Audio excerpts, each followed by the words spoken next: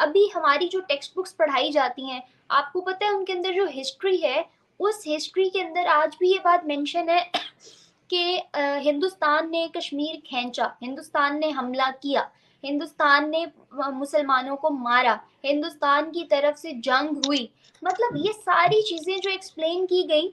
और बचपन से एक बच्चे को, आप छोटे से बच्चे से पूछो what do you think about India, तो ही मस्ट से और शी मस्ट से कि आई जस्ट हेट इंडिया। क्यों? क्योंकि उसने, एक छोटे बच्चे को क्या पता इंडिया क्या है, लेकिन इंडिया का ऑल्टरनेट उसके माइंड में हेट का वर्ड ही आता है, उसकी बेस ऐसी बना दी जाती है। तो वो व्हाट वही एल्स बच्चा पाकिस्तान कैन डू? हेट फैलाने से ज्यादा वो कर क्या सकता है? और देखिए, एक किताब, एक कंट्री जहाँ पे एक किताब की बुनियाद ही झूठ पे हो, तो वो कंट्री कौन नहीं से, नहीं, उसकी क्या मुंतहा बुनियाद ही ऐसा होगी? ऐसा मैं यही तो बताना चाह रही हूँ आपको कि चीजें अब चेंज हो रही हैं। अब लोगों को आहिस्ता आहिस्ता, हम लोग जैसे बड़े हुए, हमने देखी यूएन की हिस्ट्री, हमने पढ़ी, हमने देखा कि यार कश्मीर रेजोल्यूशन क्या था, चीजें कैसे, इसी तरह हमारी तरह और भी बहुत से बच्चे ऐसे हैं जो आहिस्ता आहिस्ता, अब हम अगले आने वाले 10 को पढ़ाएंगे, समझाएंगे। तो इसी तरह एक जनरेशन गैप चाहिए यहाँ चेंज आने के लिए। 75 साल से हम मानते हैं पाकिस्तान बहुत खसारे में रहा है, लेकिन अब हमें जो है ना आहिस्ता आहिस्ता चीजें स्टेबल करने में वक्त लगेगा। चले, इंशाल्लाह, आई होप कि आपके यहाँ चीजें स्टेबल हो जाए, और आपकी जो आवाम है वो जल्द अज जल्द ये चीजें समझे कि आप लोग के साथ अभी तक धोखाधड़ी हो रहा था कश्मीर के नाम पे, और आप लोग तरक्की और अमन की ओर जाए जैसे हम लोग जा चुके हैं। I hope and I pray for that. और कश्मीर के अलावा ओवरऑल अगर इंडिया की बात करूं, तो इंडिया ने, मोदी जी ने, जब से इनकी हुकूमत है, इन्होंने बहुत ज़्यादा बेटी पढ़ाओ बेटी लिखाओ, बहुत सी ऐसी स्कीम्स निकाली जिससे वुमेन को मोटिवेशन मिली, उनको जो है ना, मतलब स्पिरिचुअल एनर्जी, हर तरह से उनको मोटिवेट किया कि बाहर निकलो, अपने लिए कुछ करो, अपने लिए लड़ो। आर्मी में एज ए जवान खवातीन को जाने की परमिशन दी, हर लिहाज से उनको जो है ना बोल्ड किया।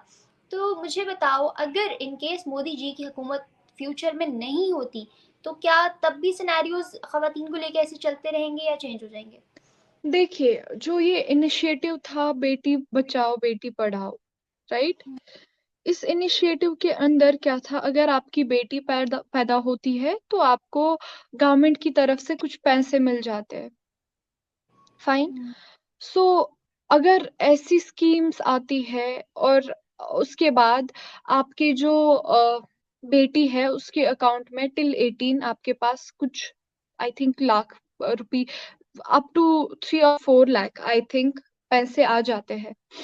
तो अगर ऐसी स्कीम्स है, पहली बात जो मर्द ये सोचते थे कि बेटा नस्ल को आगे चलाता है, और अगर वहीं पे अगर हम रखें कि ऐसी स्कीम्स सिर्फ लड़कियों के लिए आ रही है, तो आई थिंक ये एक हेल्पिंग हैंड है, एक उस फादर के लिए, और पैट्रियार्की ब्रेक करने के लिए, स्टीरियोटाइप्स जो है ब्रेक करने के लिए एक अच्छा इनिशिएटिव है।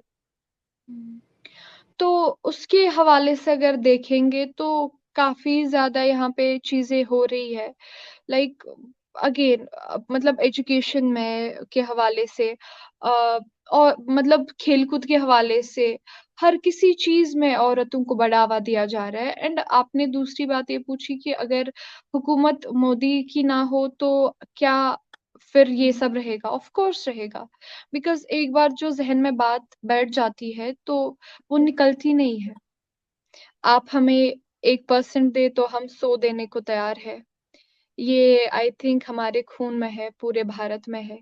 मुंतहा तो मुंतहा आपको नहीं लगता कि हेट कहीं ना कहीं दोनों तरफ से थोड़ी थोड़ी परसेंटेज ऐड हो रही होती है? I tell you one thing. देखिए, हेट हमेशा एक तरफा नहीं होता है, हेट हम्म। दोनों तरफा होता है। I agree with this, but हमेशा पाकिस्तान आग लगाने वाला क्यों है? डोंट अच्छा, यू थिंक ये सो? ये कहा, ये किसने कहा कि पहले हम पाकिस्तान करता है? देखिए, आप अब ये क्वेश्चन नहीं कर सकते, because you are the one who told me right now. आपके बुक्स में ये पढ़ाया जाता है कि हम्म। मुसलमानों को हिंदुओं ने मारा, अच्छा, और मैं मुसलमान बताती और इंडिया हूँ ने बात। कश्मीर को खींचा।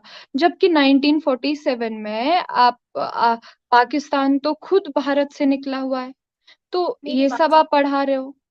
मेरी बात सुने, हाँ मैं इस सारी चीज को एग्री करती हूँ। वो चीज है जो हमारे, अब हम टेक्स्ट बुक्स नहीं बदल सकते, मगर अगर जनरल पब्लिक की बात करें ना, तो व्हाई मैं कांट मेरे यू? पास, देखिए, आपकी हुकूमत इतनी तंग क्यों है कि आप अपने टेक्स्ट बुक नहीं बदल सकते?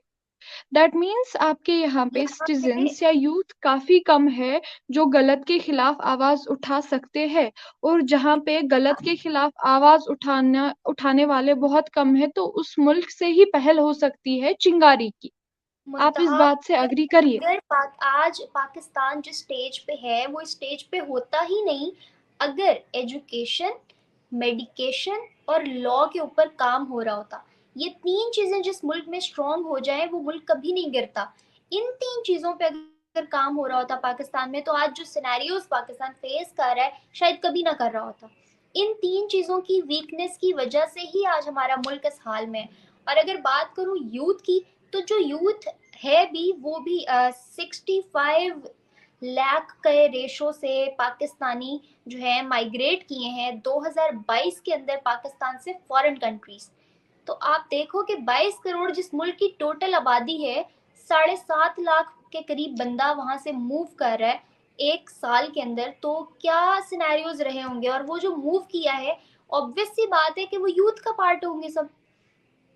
तो जहाँ लोग रहना ही नहीं चाहते, वहां कोई कैसे फोकस करेगा टेक्स्ट बुक्स को बदलने पे और सिस्टम को चेंज करने पे।